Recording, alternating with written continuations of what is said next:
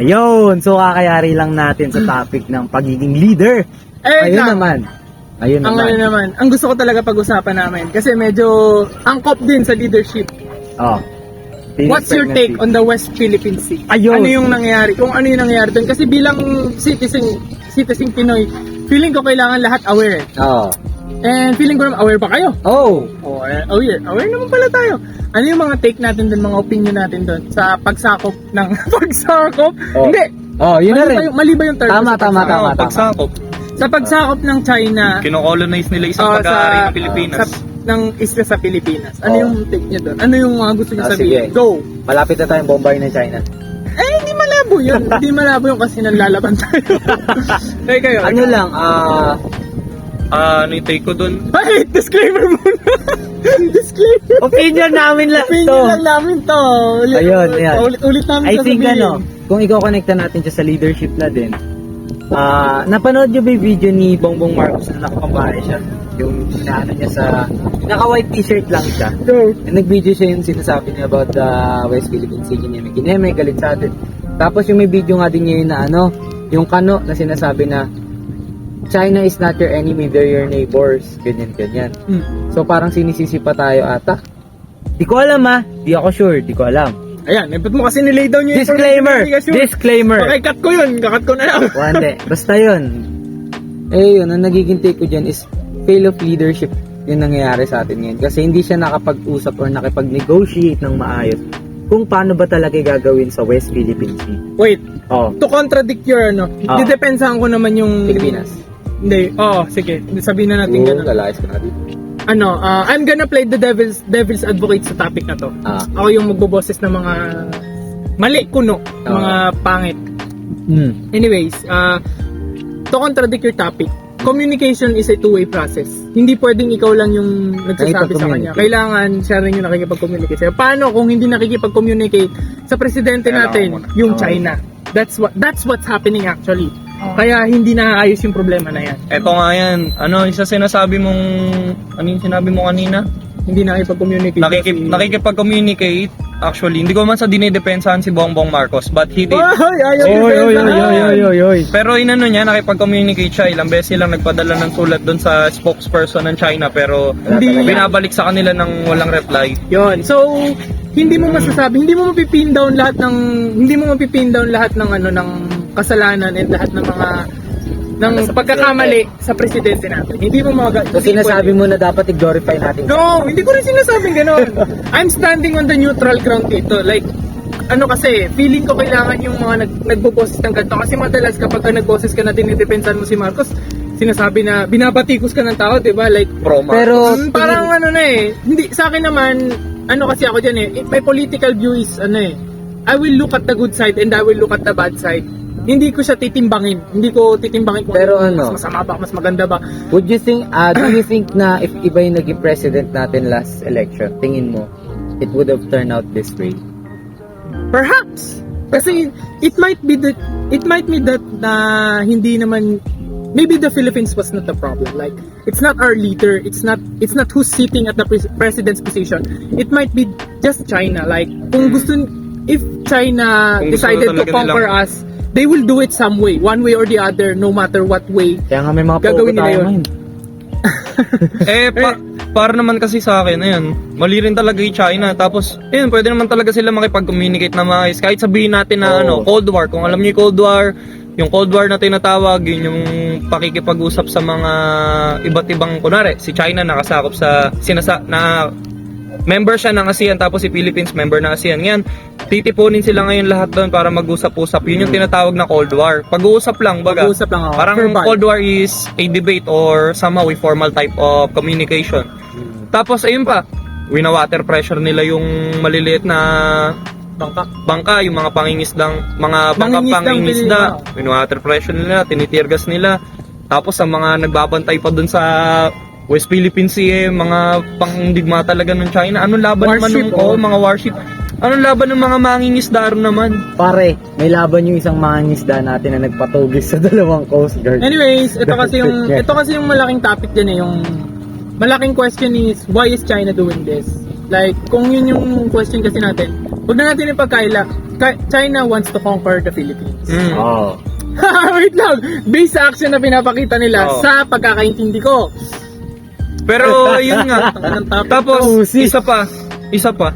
Tapos dapat kailangan din talagang in terms sa mga ganitong bagay, kailangan din talagang maging open-minded ng mga Pilipino sa ganitong usapin kasi hindi lang naman yung presidente, hindi lang naman yung sekretary niya, hindi lang spokesperson niya yung maapektuhan, kundi lahat tayo. Tapos isa pa, yun nga yung mga content creator na yan, yung mga social media influencer. Siguro, I think mas maganda na i-topic nila to kasi mas marami silang na nare-reach na audience, mas post nila mo. Million nanonood sa kanila, ganyan. Hindi ba parang mas maganda na i-topic nila yung mga ganitong bagay kaysa alam mo yan, mga bullshit na mga bagay-bagay. I do agree on that opinion. However, hindi nila magawa yun kasi natatakot silang na mabash. Pero, kailangan ng mga Pilipino ng awareness. And that's a fact. Kailangan yun. Kasi, ang dire ng situation actually, konting maling galaw ng kahit sino and it would result to a war. If I'm not mistaken, alam ko, pagka bumawi yung, di ba kunwari, binomba ng tear gas yung mga Pilipino, o winater pressure, alam ko pagka bumawi yung mga mangingisda something o kahit sino mang bombahin ng China dun sa West Philippine Sea basta Pilipino, alam ko yun na yung magde-declare ng gera. Yung nakita nyo ba yung nabalita yun, yung naputol yung yung daliri ng sundalo. Kung sakaling na bumawi yung sundalo tapos binaril niya yung isa sa mga Chino doon, malamang sa malamang gera. Kasi yun na yung pagde-declare ng gera. I think China is just finding an excuse para mag-umpisa. Naghahanap lang sila ng head start. Kaya nga pinoprovoke nila Pilipino, tinitirgas nila, water pressure nila. Kaya hindi rin makagalaw yung mga Pilipino, yung mga leaders din natin hindi sila makagalaw kasi alam naman nila yung intention ng China eh. Alam naman nila na naghihintay lang ng ng spark eh. Kaya ano bang balak natin sa China? Ako halimbawa pag ako yung presidente, hindi ko rin ipoprovoke yung China eh. Like, talagang susubukan kong makipag-usap kasi mahirap lang, walang laban yung ayoko namang i-down, hindi ko din na-down yung Pilipinas, hindi ko din na-down yung country ko. It's just that, realistically speaking, wala talaga tayong palag kapag gera na yung usapin. Mas advanced sila kasi sila sa machineries, equipments, mga panggera-gera na yan, weaponries. And also the people, the manpower. Kasi mas maraming China, 'di ba? Yun. Doon pa lang doon pa lang talo na tayo. Anyways, connect natin yan. Balikan ko lang yung sinabi mo kanina sa mga influencers. Alam niyo yung mga nagsi-share yung sa inyo na yung West Philippine Sea, basta sa akin lang siya. Yung mga ganung shit na sinishare. Are you against it? Are you guys against it? Para kasing nagbibigay siya sa akin nung alam mo yun, it's giving me the vibe of ignorance. Stupidity, ignorance. Kasi biruin mo kung wag naman sana, kung magkakagera tapos ganun pa rin yung posting mo, isa ka sa mga taong unaware sa mga bagay-bagay. Malapit nang mabomba yung pamilya mo. Then what if I shared that kind of post? Paano pag ako yung nag-share? Knowing na ganito ako, personally knowing me na may alam ako sa situation, na aware ako sa lahat, pero nag-share post pa rin ako ng ganun, what would you do? That's on you. Paano ba? Diba? Ito kasi, the thing is, I'm not against it. Like, okay lang, bahala yung mga tao. Their Facebook, their rule, bahala sila. Okay, dapat ba maging aware sila? Dapat ba hindi ginagawang biro yung mga ganong bagay? Dapat hindi ginagawang biro yun. Pero they're doing what they can to be, I guess, happy, to find a little bit joy of life. Joy in life. Kasi, trait ng Pilipino. Ito may mga tao, sa totoo lang, may mga taong gustong I don't give a fuck sa topic na yan. May mga tao na ayaw na makisaw-saw sa topic kasi ano bang magagawa mo kung magko-complain ka sa bagay na wala ka namang control? Diba? Aware ka. May marunong kang bumoses. Ganun. Pero, ano bang magagawa mo? Pagka nag-rant ka sa Facebook, pagka sinabi mo yung opinion mo sa Facebook, magkakaroon ng maapektuhan yung mga tao na... It matters. Yes, it matters. Pero, would that help? Yes, it would. Pero, on a bigger scale, would that help? Like, ano yung magiging impact mo? May impact ka ba talaga? Yun lang. Diba? Kaya, I'm not against it sa mga nagbibiro-biro sa ganyan topic. Like, they might be finding their only joy. Kasi, bukod sa West Philippine Sea topic na yan, issue na yan, kung isi-set aside mo yan, meron pa rin problema sila bilang tao. Diba? What if depressed, hindi naman depressed, what if malungkot na sila and yung joy na lang nila is sharing those kind of things, those kind of jokes and memes. Pero eto nga, paano mo masasabing aware ka sa ganung bagay kung sa mga ganung bagay hindi mo parang sineset aside mo na marami akong ma-offend kasi ganito ganyan kasi sa social media ko sana tamang your Facebook, your rule, your body, your rule, o kung ano pa man yan. Pero syempre, you must know your limits and boundaries in terms of Why those is it a things. limit? Why is it a boundary? Bakit hindi? Bakit dapat nilang hindi gawin yun? Syempre, di I ba? mean, just sharing yung ganyong akin ng sa inyo ng West Philippine Sea, akin lang siya. Just sharing that kind of joke as a joke.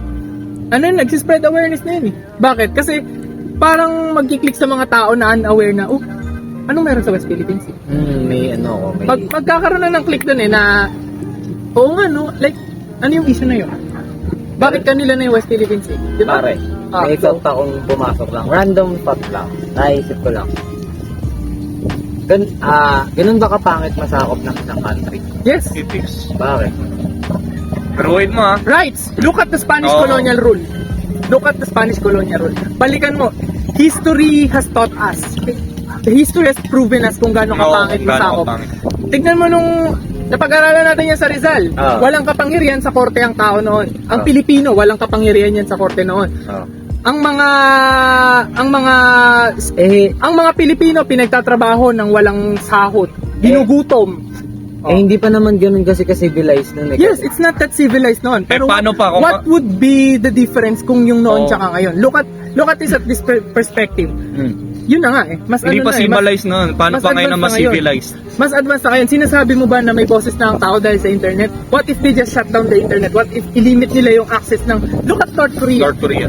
Hindi lahat ng citizen ng North Korea nakakapag-boses sa internet, di ba? Oo, ayun. Maaaring ganun yung gawin sa atin ng China if we were colonized, di ba? Oh, yun. Naisip ko lang naman parang masama pa maging Chinese.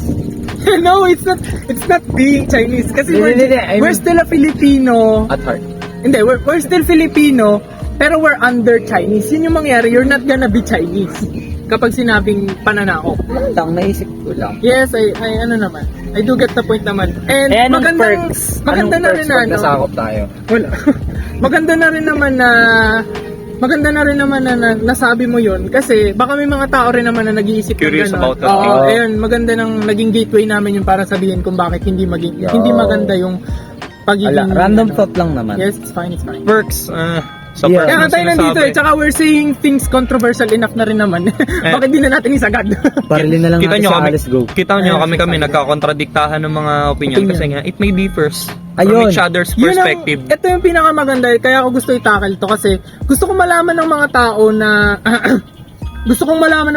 na meron palang gantong side, meron palang tao na ganito yung pag-iisip para naman ma-expand din yung perspective nila. Kahit na mauna yung galit nila yung sabihin, walang alam yan, ganyan yan, pangit ng opinion mo, manahimik ka na. Mga ganun lang, may mga ganun tao kasi Di talaga. mawawala. Kahit papano, maging aware sila na may mga tao na may reason kung bakit ganun yung take sa isang bagay. And you should accept na may mga taong ganun yung take sa mga ganung bagay-bagay. Oo, kasi it won't be just your opinion, it won't be what's right and what's majority. There's minority also. tingin mo, anong pwedeng maging magandang solusyon sa nagiging ngayon? Sell the West Philippine Sea.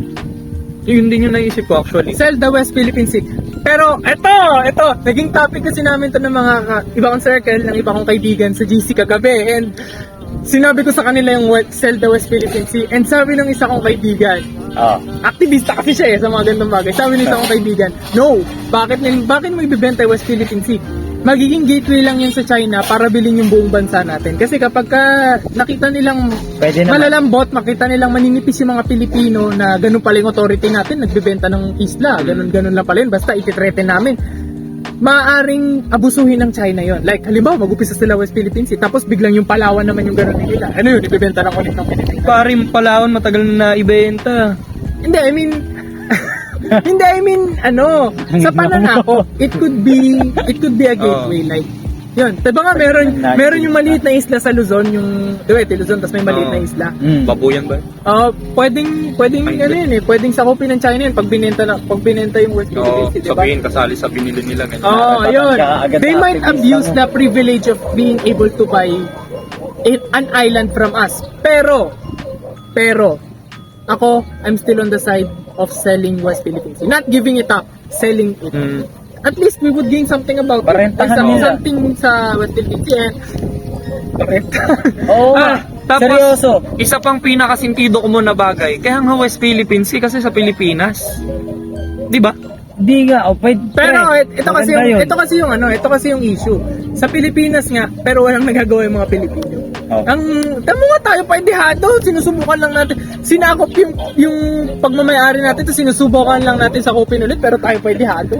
Tapos ano nga ulit yung Dahil mga sa power. Ano na nga ulit yung mga tinatayo ron? May mga military base na doon, di ba? Ng China. Pre, gusto kasi ng China yun, syempre may mga natural resources yun. Yun, pwede mo nga siya irentahan. Kung hindi mo siya pwede ibenta, pwede mo siya parenta na lang sa kanila. Kasi kung resources lang naman talaga yung sinasabi then take it, kuno na habol nila. Then Parentahan natin. Ilang million per year. Wait lang, ito naman yung baka naman may mga magsasabi. Merong mga magsasabi niya na ano ba sinasabi niyo, bakit niyo i-give up ganyan. Bakit gusto namin i-give up? Because we don't want war. Ayaw naming mapasabog bahay namin ng nuclear we will lose shit. and everything sa normal life natin mawawala Oo. pag nagkaroon ng gera. Yung mga simpleng paglabas mo na yan. Talagang dehado tayo may sa gera. naisip ako. Wait lang. It's not a solution. What we're providing is not a solution. Oo. It's just a temporary measure. Kasi kahit ano namang gawin natin dyan, kahit ipaglaban natin, kahit na ibigay lang natin, kahit ibenta natin yung West Philippine Sea, it would still result into a war later. Alam mo yun, I just like to buy a temporary peace. Para sa akin yun lang. Naisip ko, kunwari, nilagay ko yung perspective ko bilang manonood Paano naman yung mga Pilipinong dun yung pinagkakahanap buhayan? Sa West Philippine Sea, Ade, doon na mag-provide yung president natin ng solution. Yun. Meron tayong government para dyan. Oo. Meron namang mga samahan and meron din namang mga... Maraming pwedeng tumulong sa kanila. Yun. At saka yung pinakamagandang solution talaga dyan is to talk about it. Like, So, anong sinasabi mo? pwede naman na... Ito sinasabi ko. Oh, wait lang, hindi. Ito sinasabi ko. Hindi kasi sa lahat ng oras, hindi sa lahat ng oras kailangan mong mag-rely sa gobyerno in terms of those things. Yes, oo. Totoo lang. Ito, magbibigay ako ng isang magandang example. Yung 10K, Kyokyo na sinasabi noon, nasaan na naipamigay ba? Ano pa ba yung mga ano? Di nga, ito nga ang pinupoint out ko. Mas gusto mo bang makapagpalaot doon yung mga Pilipino o magkagera? Hindi naman yun yung pinupunto ko. No, that's not the point. Yun yung rebat ko sa sinasabi mo. Ay, ako rerebat sa sinasabi niya. The point is, from a Filipino's perspective na nagre-rely sa West Philippine Sea, how would you go on to life kung mawawala yung West Philippine Sea? Pinagkakabuhayan. Wala kang kabuhayan. Paano ka mabubuhay? And the immediate solution is government. Yun kagad yung unang magkiklik sa isip mo. Kasi hindi na... Or, you can compromise. Ikaw na yung mag-adjust para sa... It's for the greater good actually. Kasi, Kung paano nga di ba, isla sila. Tapos, yun nalang pinagkakabuhayan nila, pangingisda, pangingisda talaga, generally. Tapos, mawawala pa sa kanila yun, nasa isla sila. Paano sila magkakaroon ng access sa mga goods, services, especially kung malayo sila talaga sa kabayanan. Diba? Yun lang. Pero, Yun lang naman.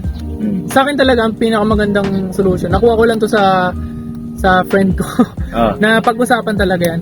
May nabanggit siya, yung West Philippine Sea could belong to us, but let the Chinese reside in it. Alam mo yun? Yung share it, yung okay lang tayo na, basta sa atin yung, nasa atin yung bansa, sa titulo, sa pangalan, sa atin yung bansa, pero nandun sila. Isang good way yun hindi. Dun din papasok yung sinabi din kamo ng aktivista mo na friend na magkaroon sila ng access. Literal na magkaka-access to sila sa atin nakapangalan and everything else. Hanggang sa, pwede bang tumira naman sa Luzon, ganyan.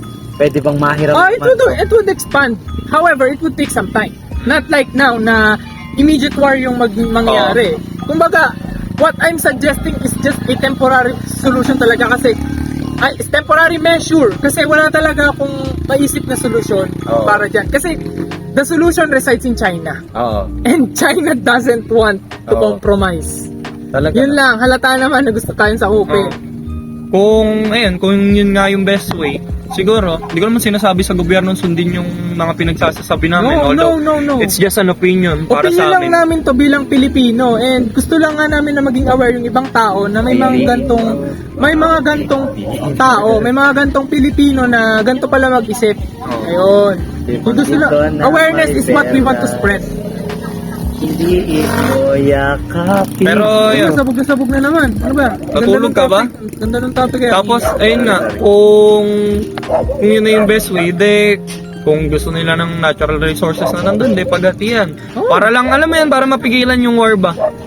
Hindi lang naman kasi Pilipinas yung magkakaroon surely ng damage. Magkakaroon din ng mga damage check sa China. Tsaka hindi lang yun kasi there are countries that are pointing their guns and their swords sa China. Like, Tsaka, ang isang alam ko lang na war na walang nagkakapatayan is Cold War. Siyempre, gera mangyari. Hindi naman pwedeng Pilipino lang mamamatayan din China. Dito. Ay, if ever man magkagera, di ba meron tayong yung peace treaty with America? I think they would help us.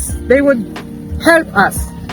Pero, yung help kasi na yun, kung May ikaw limitations. kung ikaw yung America, pre, tapos sinasakop ng ibang bansa yung bansa na gusto mong depensahan. Sa tingin mo, gigib mo yung lahat mo dun? Ligin mo ng 100%? May limitations yan for sure. Limited lang yung amount ng tulong na ibibigay sa atin doon ng na nga Amerika. papasok yung sinasabi na yung video na spokesperson. Hindi ko alam kung spokesperson yun ng US. Yung sinasabi niya na They will para defend Philippines at all costs. Hindi.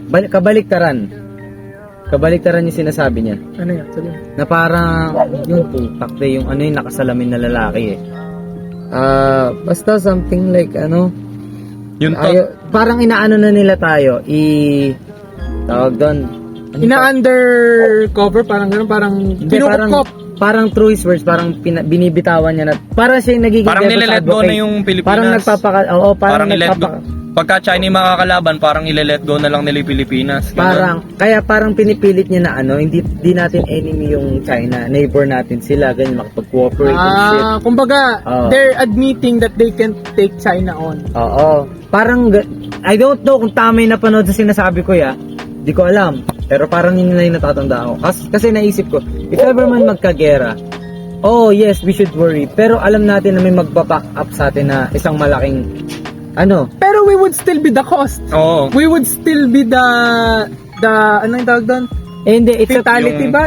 Tayo yung magiging bayad Like, magkakaroon sila ng excuse na mula sa mainland ng Amerika, sabi natin mula sa mainland ng Amerika, sila, pwede nilang labanan yung China directly.